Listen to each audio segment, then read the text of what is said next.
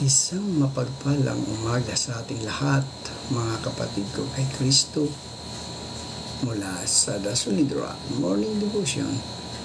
Isang kagalakan na muli tayo ay makapagbulay-bulay sa salita ng Panginoon sa umaga nito.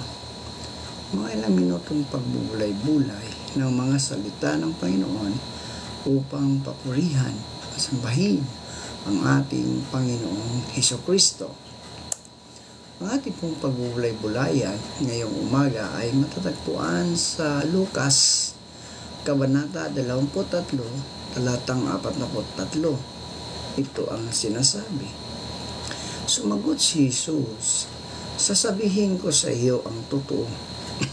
Ngayon din ay makakasama kita sa paraiso. Pinagpala na po tayo sa pagkabasa at pagkarinig ng kanyang mga salita. Tayo po ay manalangin. Ama naming Diyos na mapagmahal, narito muli ang iyong mga anak upang ikaw ay papurihan, sambahin sa umagang ito, Panginoon. Maraming salamat o Diyos sa isang gabing nagdaan sa aming mga buhay na kami iyong iniingatan sa aming pagtulog. Maraming salamat sa muli mong paggising sa amin, sa muli mong pagbibigay ng buhay, ng lakas at ng karunungan. At sa umagang ito, Panginoon, patuloy kong inilalapit sa inyo ang iyong mga anak na naroon sa banig ng karamdaman. Patuloy mo silang abutin, pagalingin, upang sila, O Diyos, ay makapaglingkod sa kanilang mga pamilya, Panginoon. Diyan din po, Diyos, salamat sa kagalingan na pinagkaloob mo sa bawat isa sa amin na nagkaroon ng karamdaman. Salamat sa iyong pagbigay ng kalakasan, Panginoon, upang kami, O Diyos, ay patuloy na makapaglingkod, Panginoon, sa aming kapwa o sa aming pamilya. So, magaling ito, Diyos, patuloy kong tinataas sa inyo ang aming mga kaibigan na magsisipasok sa kanilang mga trabaho. Ingatan mo sila, O Diyos, sa kanilang pagbabiyahe. Ilayo mo po sila sa anumang kapahamakan. Bigyan mo sila ng proteksyon, Panginoon, sa daan, Panginoon, saan sila nagbabiyahe. Bigyan mo sila ng pasensya sa daan, Panginoon, dahil marami pong mga hindi magandang nangyayari sa kalsada. Andun yung hindi pagkakaunawaan, Panginoon. Kaya Lord, ikaw, O Diyos, ang siyang maghari sa bawat kaibigan naming nagbabiyahe, Panginoon. Patuloy ko rin tinataas sa inyo ang aming mga kaibigan na nagtatrabaho sa ibang bansa, ang mga OFW. Patuloy mo silang gabayan, ingatan, ilayo sa anumang kapahamakan, Panginoon.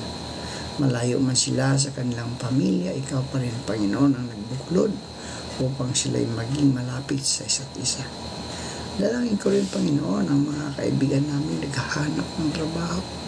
Ito man ay lokal o abroad, naway makasumpong sila ng magandang trabaho sa tulong ng banal na Espiritu Santo. Panginoon Hesus, maraming salamat po sa mga katugunan sa aming mga panalangin. Sa pangalan ni Hesus. Amen. Ayon sa Lucas, Kabanata 23, talatang 43, sinasabi ni Hesus, katotohanang sinasabi ko sa iyo, ngayon ay kakasamahin kita sa paraiso. Ang salitang ginamit ni Jesus para sa salitang paraiso ay paradiyos na nangangahulugan na isang parke katulad ng Eden, isang lugar ng kaligayahan sa hinaharap o paraiso. Ang paradiesos ay salitang Griego na hango mula sa salitang Hebreo na pardes, na ang kahulugan ay isang parke, gubat o halamanan. Sinabi ni Jesus, ngayon ay kakasamahin kita sa in paradiosos. Hindi iniphele na salitang Griego para sa mga ulap. Pinili ng Panginoon na gamitin ang salitang isang parke, hindi lamang ito katulad ng ibang parke, kundi ito ang paraiso ng Diyos o parke ng Diyos ayon sa pahayag, Kabanata 2, talata 7, na para sa atin ay isang lugar ng walang hanggang kasiyahan sa hinaharap. Nakakainip ba na sa ganitong lugar? Kung iniisip mo ang isang parke, mababangot ka ba doon? Kayong nakikinig, pag-isipan ninyong mabuti ang sinasabi ng banal na espiritu sa mga iglesia. Ang magtatagumpay ay papayagan kong kumain ng bunga ng punong kahoy na nagbibigay ng buhay. Ang punong ito ay nasa paraiso ng Diyos. Sinasabi ni Jesus, sa Panginoon mong Diyos, sasamba ka. At siya lamang ang iyong paglilingkuran. Kapansin-pansin na hindi sinabi ni Jesus na magpupuri at maglilingkod. Kahit ang isang napakaiksing eksaminasyon sa salitang pagpupuri sa Biblia ay nagpapakita na ito ay sa pamagitan ng pagsasalita at pag-awit. Sa isang banda, ang pagsamba naman ay nanggagaling sa puso. Ang pagsamba ay naipapahayag sa pamagitan ng pagpupuri. Ang paglilingkod sa Diyos ay pagsamba at malinaw na itinuturo ng Biblia na maglilingkod tayo sa Diyos sa langit. At hindi na makakaroon pa ng sumpa. At ang luklukan ng Diyos at ang kordero ay naroroon. At siya'y paglilingkuran ng kanyang mga alipin. Ayon sa pahayag, 22:3. Pero sinagot siya ni Jesus, lumayas ka, Satanas, sapagkat sinasabi sa kasulatan, sambahin mo ang Panginoon mong Diyos at siya lamang ang iyong paglingkuran. Pagkatapos nito, iniwan na siya ng Diablo. Wala roong makikitang anumang isinumpa ng Diyos. Makikita sa lungsod na ang trono ng Diyos at ang kordero at sasambahin siya ng kanyang mga lingkod. Makikita nila ang kanyang mukha at masusulat sa kanyang noo ang kanyang pangalan. Hindi natin lubusang mapaglingkuran ang Diyos dito sa lupa dahil sa kasalanan. Pero ngunit sa langit, hindi na magkakaroon pa ng sumpa. Wala na tayo doon sa ilalim ng sumpa ng kasalanan. Kaya't ang lahat ng gagawin natin sa langit ay pagsamba sa Diyos.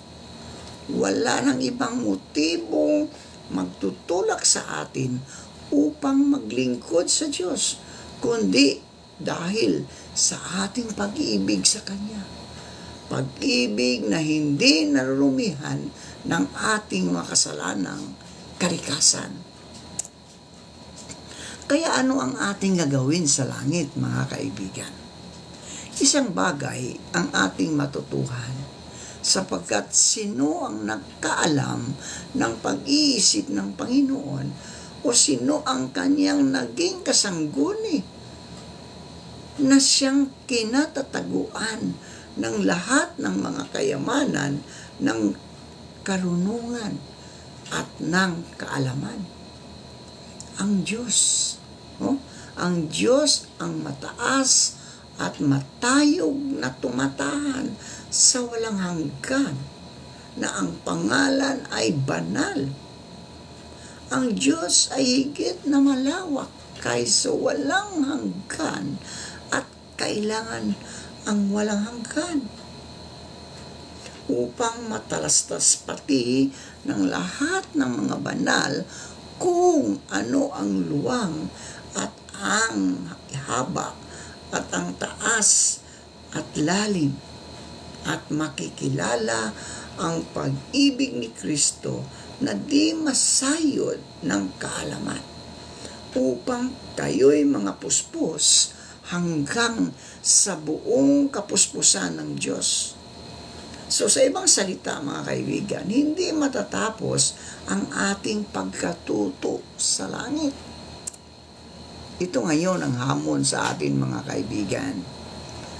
Ayon sa Roma, Kabanata 11, talatang 34. Sino ang nakakaalam sa pag-iisip ng Panginoon? Sino ang maaaring maging tagapayo na siyang kinatataguan ng lahat ng mga kayamanan, ng karunungan at ng kaalaman? Ako ang kataas-taasan at banal na Diyos, ang Diyos na walang hanggan. Matataas at banal na lugar ang aking tahanan sa mababang loob na nagsisisi. Ako ay sasama, aking ibabalik ang pagtitiwala nila at pag-asa. Naway manatili si Kristo sa iyong mga puso sa pamagitan ng inyong pananalig. Dalangin ko na ang pag-ibig ang maging ugat at pundasyon sa lahat ng inyong gagawin upang inyong lubusang maunawaan, kasama ng mga hinirang ng Diyos, kung gaano kalawak, kahaba, kataas at kalalim ang kaniyang pag-ibig. Sinasabi sa salita ng Diyos na hindi tayo mag-iisa sa kanyang paraiso, sapagkat ngayoy malabo tayong makakakita sa isang salamin, ngunit pagkatapos ay makikita natin ng mukhaan. Ngayon, nakikilala ko ng bahagya, ngunit pagkatapos ay makikilala ko ng gaya naman ng pagkakilala sa akin.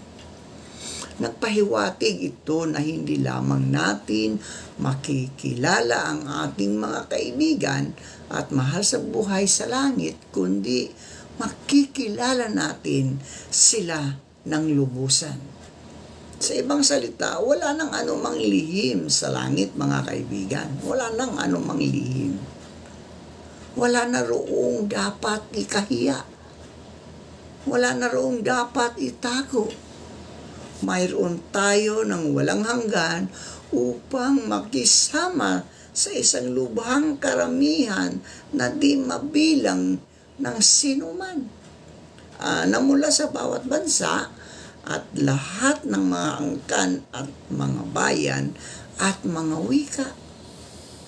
Hindi katakataka na ang langit ay isang lugar ng walang hanggang pagkatuto ng lahat ng kaalaman. Gugugol tayo doon ng walang hanggan upang kilalanin lamang ang bawat isa. Sapagkat ngayoy malabo tayong nakakakita sa isang salamin, ngunit pagkatapos ay makikita natin ng mukhaan. Ngayoy, nakikilala ko ng bahagya, ngunit pagkatapos ay makikilala ko ng gaya naman ng pagkakilala sa akin. Pagkatapos nito'y nakikita ko ang napakaraming tao na di kayang bilangin ni numan. Sila'y mula sa bawat bansa, lipi, bayan at wika. Nakatayo sila sa harap ng trono at ng kordero. nakadamit ng puti at may hawak ng mga palaspas, ayon sa pahayag 7:9. So ang lahat ng ating inaasahan, mga kaibigan, sa kung ano ang gagawin natin sa walang hanggang parke ng Diyos ay malulubos sa oras na sasabihin ng hari sa kanyang kanan, magsiparito kayo, mga pinagpala ng aking Ama. Manahin ninyo ang kahariang nakahanda sa inyo, buhat ng itatag ang sanlibutan. Ano man ang ating gagawin sa langit, nakatitiyak tayo na iyon ay kahanga-hanga at hindi kayang ilarawan ng ating imahinasyon. Kaya't sasabihin ng hari sa mga nasa kanan niya, "Halik kayo, mga pinagpala ng aking Ama. Pumasok kayo at tanggapin ang kahariang inihanda para sa inyo mula pa nang likhain ang daigdig." Manalangin tayo. Amang makapangyarihang nasa kalangitan, patawarin niyo po kaming mga makasalanan sa aming pagkakasala, sadya man o di sadya. Ama namin, makapangyarihan sa lahat, dinggin po sana ninyo ang aming mga panalangin. Diyos Ama, nasa iyong mga kamay ang aming pag-asa at ang pagtitiis namin ay magbunga nawa ng kabutihan sa pamagitan ni Hesukristo. Pagpalain po kayo ng makapagmahal at makapangyarihang Diyos ngayon at magpakailanman. Panginoong Diyos, ipinanalangin po namin ang mga kaibigan namin na naliligaw ng landas. Naway matagpuan nila ang liwanag at tanggapin nila ang inaalok mong pagbabagong buhay para sa kanila. Pagpalain ka nawa ng Panginoon at ingatan ka. Paliwanag ginawa ng Panginoon ang kanyang mukha sa iyo at mahabag sa iyo. Ilingap nawa ng Panginoon ang kanyang mukha sa iyo at bigyan ka ng kapayapaan. Amen.